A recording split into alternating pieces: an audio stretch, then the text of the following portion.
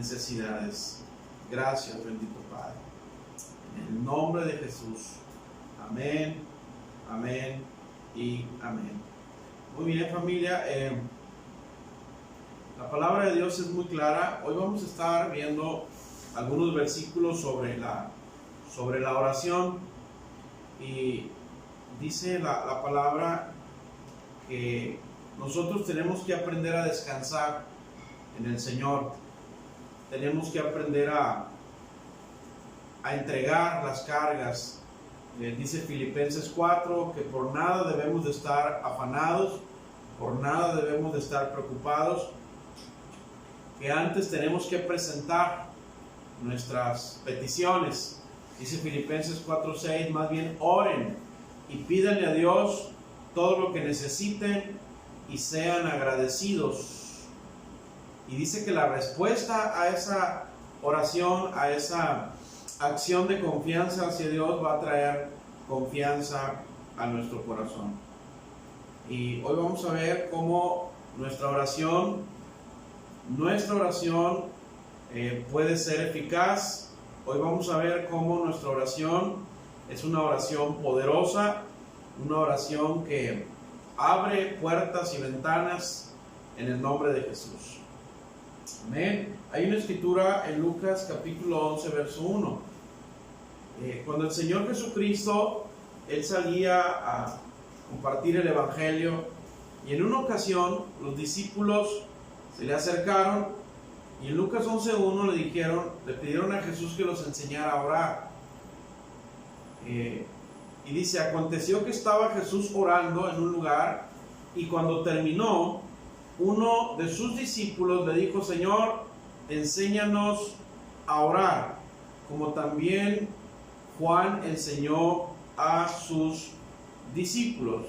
No sé si se alcanza a leer bien la letra ahí en la pantalla, pero algo que Dios nos llama a la iglesia, a sus hijos, es que tenemos que aprender a orar y tenemos que desarrollar y fortalecer la oración. Esto es muy importante. La Biblia, hay muchos versículos que hablan de que el Señor Jesucristo, Él oraba.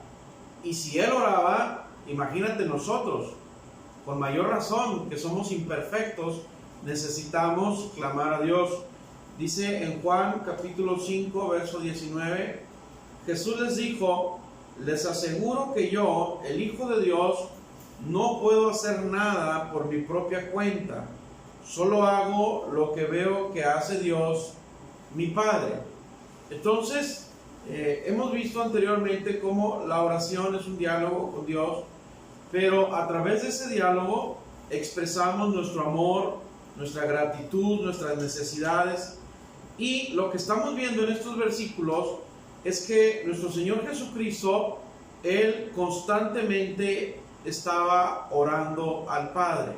Constantemente, durante el desarrollo de su ministerio, el Señor Jesucristo mostró completa obediencia al Padre. Y aquí en este versículo está mostrando, Él dice, solo hago lo que veo que hace Dios mi Padre, nada hago por mi propia cuenta. Entonces, cada vez que el Señor Jesucristo oraba y sucedía un milagro, era porque el Padre se lo estaba indicando, o era producto de esa relación entre Jesucristo y Dios Padre. Entonces, la oración, iglesia, la oración debe y debería ser nuestro punto de apoyo, nuestro principal punto de apoyo, porque es donde nosotros fortalecemos nuestra fe. La oración es donde nosotros fortalecemos nuestra esperanza, y la oración es la que nos lleva de un plano natural a un plano espiritual. Mira lo que dice San Juan, capítulo 17, verso 3. Dice, esta vida eterna la reciben cuando creen en ti y en mí. En ti porque eres el único Dios verdadero, y en mí porque soy el Mesías que tú enviaste al mundo. Verso 4. A todo el mundo le he mostrado lo grande y poderoso que eres tú. porque cumplí con todo lo que me ordenaste. Entonces, cada vez que Jesús oraba, el Padre le revelaba su voluntad, qué es lo que quería hacer en ese momento, y entonces el nombre de Jesucristo adquiría fama y el nombre de Dios era glorificado. Entonces es muy importante, familia, que entendamos el poder, la magnitud que hay en la oración. Hay otro versículo en Hebreos 5:8. Dice, aunque él era hijo de Dios, por medio del sufrimiento aprendió a obedecer. Dice, por medio del sufrimiento aprendió lo que significa obedecer siempre a Dios.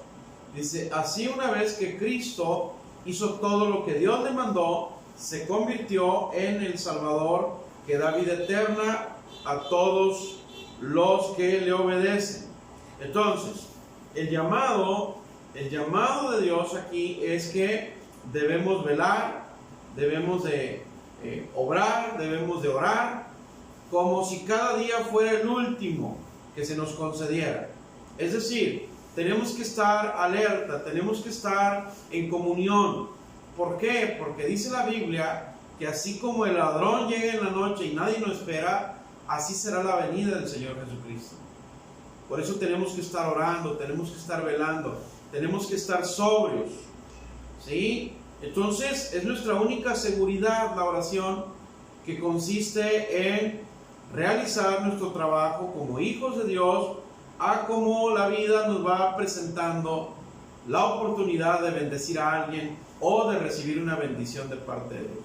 Entonces, Santiago capítulo 5 verso 15 dice, y la oración de fe salvará al enfermo, y el Señor lo levantará, y si hubiere cometido pecados, le serán perdonados. 16 dice, confesaos vuestras ofensas unos a otros, orad unos por otros para que sean sanados. La oración eficaz del justo puede mucho. Entonces, aquí está hablando no de cualquier tipo de oración, está hablando de una oración eficaz. La palabra eficaz significa que tiene poder. La palabra eficaz, o hablar de una oración eficaz, está hablando de una oración poderosa. Está hablando de una oración que abre puertas. Está hablando de una oración que abre las ventanas de los cielos. Está hablando de una oración infalible. Entonces, esto es muy importante. ¿Por qué? Porque cada día debemos de consagrarnos a Dios, ¿sí?, en todas las áreas de nuestra vida, nuestro matrimonio, nuestra familia, nuestros hijos. Tenemos que confiar todo lo que tenemos y lo que somos a Dios.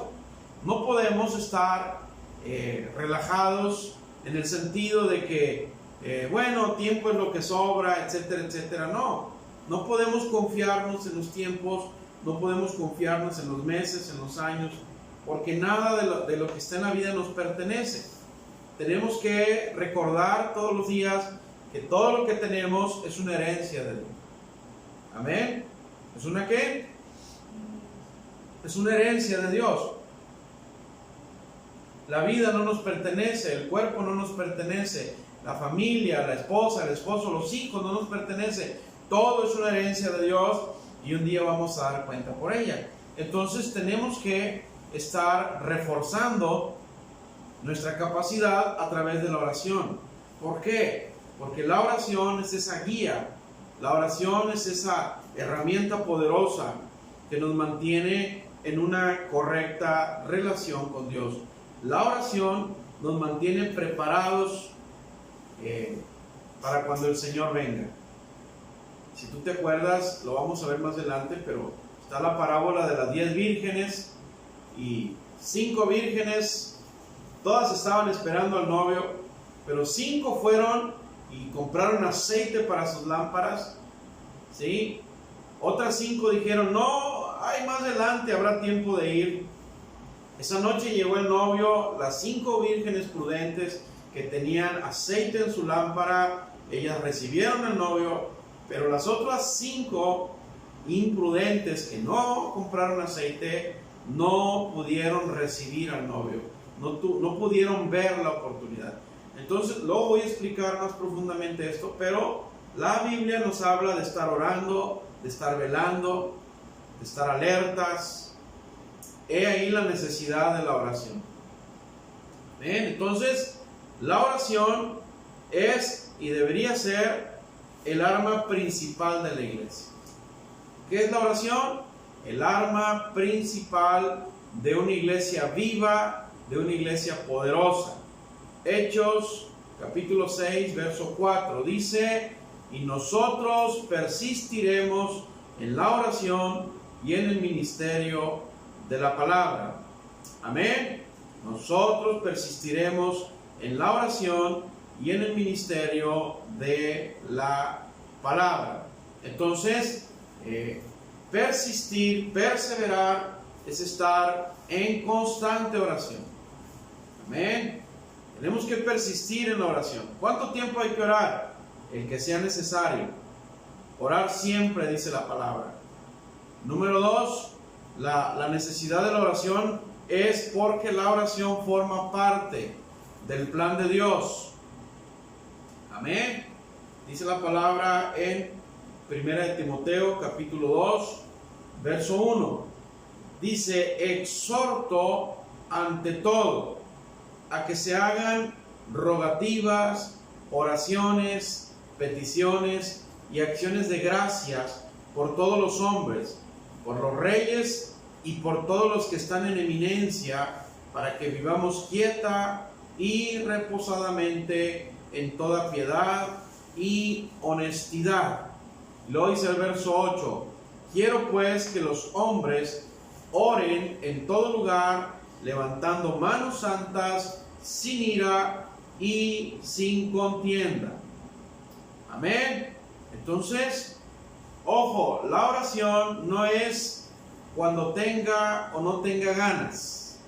Ahí te va. La carne nunca tendrá ganas de orar. Y si le dan ganas de orar, lo va a hacer un ratito mientras pasa la emoción, pero luego no va a persistir. La oración debe ser una necesidad del alma y también de mi carne. Tengamos o no tengamos ganas. Y aquí vemos cómo Dios en su palabra nos exhorta, nos anima a que estemos orando por todos los hombres, pero sobre todo por los gobernantes, la gente que tiene un puesto público de gobierno. Dice: para que vivamos quieta y reposadamente. Ahorita vamos a estar orando por nuestras autoridades. Ahorita vamos a estar orando por nuestras autoridades seculares, pero también nuestras autoridades espirituales. Amén. Y tenemos que ver siempre que nuestro Señor Jesucristo es nuestro mayor ejemplo de oración. ¿Cómo? El Señor Jesucristo es nuestro mayor ejemplo de oración. Lucas capítulo 18, verso 1.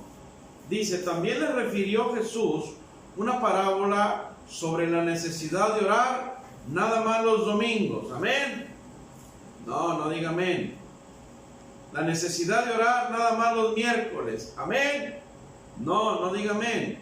Dice sobre la necesidad de orar siempre. ¿Cuándo? Siempre. ¿Cuándo? Siempre. Y no desmayar.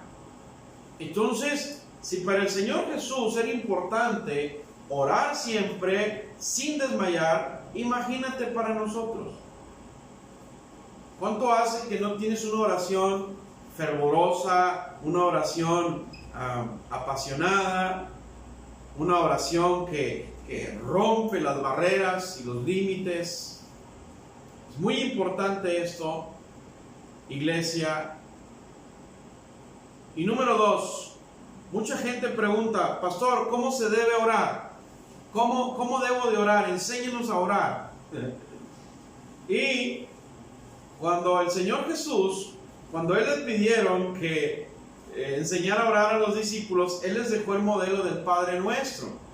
El Padre Nuestro no es una oración que tengamos que estar repitiendo 3, 4, 5, 6 veces diarias. No. Con una vez es suficiente. Lo importante es que nuestra oración contenga los requisitos que están escritos ahí en el Padre Nuestro. Y por lo menos hay 3 cosas. Hay que orar siempre dirigiéndonos al Padre. Número 2, pidiendo en el nombre de Jesús y con la dirección del Espíritu Santo. Amén. ¿Cómo se debe orar? Siempre se debe orar al Padre en el nombre de Jesús y con la dirección del Espíritu Santo. ¿Cómo es esto? Es: Padre, te ruego que envíes a tu Espíritu Santo y soples en mi mente las palabras que necesito orar y declarar para que suceda un milagro. Te lo pido en el nombre de Jesús. En ese momento el Espíritu Santo viene a declarar el nombre de Jesús y en mi mente comienzan a venir las palabras, porque acuérdate que uno de los trabajos del Espíritu Santo es enseñarnos y recordarnos todo lo que hemos aprendido del Señor Jesús. Amén. Y bueno, yo puse aquí por lo menos 3 especificaciones, 3 puntos esenciales de cómo debemos de orar o cuál es el respaldo de nuestra oración. Y puse por delante ahí a los hombres casados. Todos los hombres casados digan amén. Primera de Pedro 3:7 dice: de la misma manera, los esposos, ¿qué dice? Deben saber vivir con su esposa y respetarla como es debido. ¿Por qué dice ahí? Porque ella, tu esposa, es más débil. ¿Cómo? Es más débil que ustedes, dice, pero al igual que ustedes, Dios le ha dado la vida como un regalo. Respétenla para que nada impida que Dios escuche sus oraciones. Hola, fíjate bien, ¿qué significa esto? Ahí va, hombres casados. Si tú quieres tener una oración poderosa, apúntale ahí: necesitas respetar a tu esposa. Hola. Dice: respétenla para que nada impida que Dios escuche tus oraciones. Todo hombre casado que no respeta a su esposa, que la maltrata, que la humilla, que no la honra como vaso frágil, déjame decirte, hombre casado, que si tú estás en esa posición de no respetar a tu esposa ni tratarla como coheredera de Cristo, tus oraciones no van a pasar del techo de tu casa. Porque dice ahí que cuando yo no respeto a mi esposa, cuando yo no la honro, entonces mi oración es una oración débil. ¿Cómo? Es una oración débil, sin fuerza. Esposo, ¿quieres que tu oración tenga poder? Necesitas honrar y respetar a tu esposa. Amén. Y las mujeres que están así como diciendo: dales, pastor, dales, ahí te va, mujer casada. ¿Hay mujeres casadas ahí? Ahí va. Primera de Corintios 11:5. En cambio, si una mujer no se cubre la cabeza cuando ora o profetiza, deshonra al que es su cabeza. Dice, eso sería como si se hubiera rapado la cabeza. Ahí te va. No estamos hablando del velo, el mantito que se ponen en la cabeza para orar. No es una escritura literal. Puedes hacerlo si te sientes bien, pero lo que está diciendo ahí es que una mujer casada, cuando ora, primero debe de asegurarse de respetar y obedecer a su marido. Si no puede decir amén, puede ponerle ahí: ay, nanita. Para que la oración de una mujer casada tenga poder, tiene que tener su cabeza cubierta. Te lo explico. Dice la Biblia que el Padre Dios es cabeza de Cristo. Cristo es cabeza del varón y el varón es cabeza de la mujer. Y cuando la Biblia habla de cabeza, habla de autoridad. ¿De qué habla? De autoridad. Entonces, cambiamos la palabra.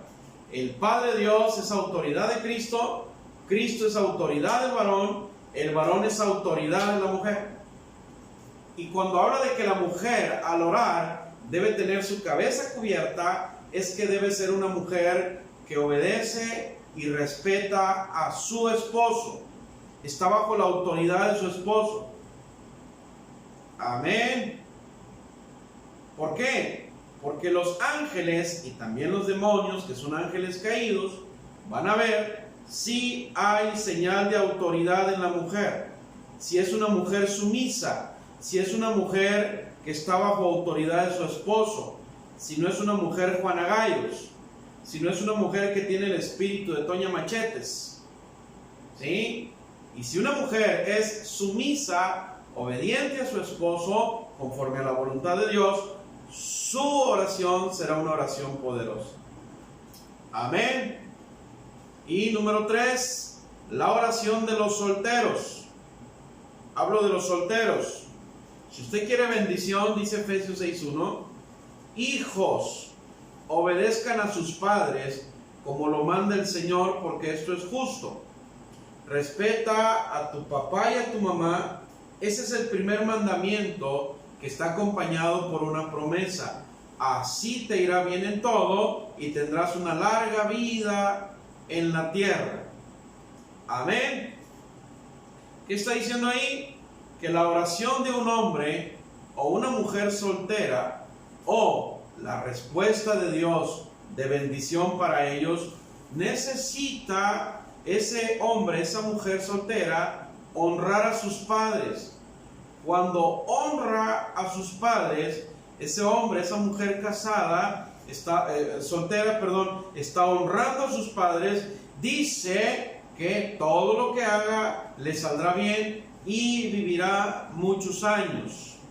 Entonces, si sacamos una pequeña conclusión de estos 3 puntos, si el hombre quiere que Dios le conteste su oración, necesita tratar mejor a su esposa. Si la mujer casada quiere que Dios le responda a su oración, necesita obedecer y respetar la autoridad de su marido. Si un hijo o una hija quiere ser bendecida por Dios cuando ora, necesita honrar y respetar y obedecer a sus padres. Amén. Si no puede decir amén, diga ay de mí. Pero está escrito, no son inventos del pastor. Está escrito ahí. Ahora, hay diferentes tipos de oración. ¿Sí? Hay oración en el entendimiento, hay oración conforme al Espíritu, hay oración de intercesión. Mira, 1 Corintios 14, 15. 1 Corintios 14, 15. Yo creo que casi no se ve la letra. Hay mucha luz. Apenas que se haga más grande. Dice, entonces, ¿qué puedo hacer? Oraré no solo con el espíritu, sino también con el entendimiento. Y cantaré no solo con el espíritu, sino también con el entendimiento. Amén. Orar en el espíritu es lo que la Biblia le llama orar en lenguas. Mi espíritu está siendo guiado por el Espíritu Santo. Y ese es un don, el don de lenguas. Mi espíritu está hablando en un lenguaje celestial, guiado por el Espíritu Santo. Es un don. Si no lo tienes, lo puedes pedir. Padre, necesito el don de lenguas. Y el Padre te lo dará. Todos debemos de tener por lo menos un don del Espíritu Santo. Y la oración de intercesión es una oración sacerdotal. La oración de intercesión no es cuando pides algo para ti, estás pidiendo algo para alguien. Santiago 5:16 dice, oren unos por otros, hagan eso para que Dios los sane. La oración de quien está bien con Dios es poderosa y efectiva. Amén. ¿Cuál es la oración de intercesión? Cuando oramos unos por otros. Ya no estoy pidiendo un favor para mí, ahora estoy pidiendo un favor para otra persona. Amén. Si ustedes ven por ahí a mi hijo persiguiendo un grillo. Ok, número 4. ¿En dónde debo orar? La oración de Mateo 6:6 habla de una oración en la intimidad, donde Dios nos pueda ver y oír.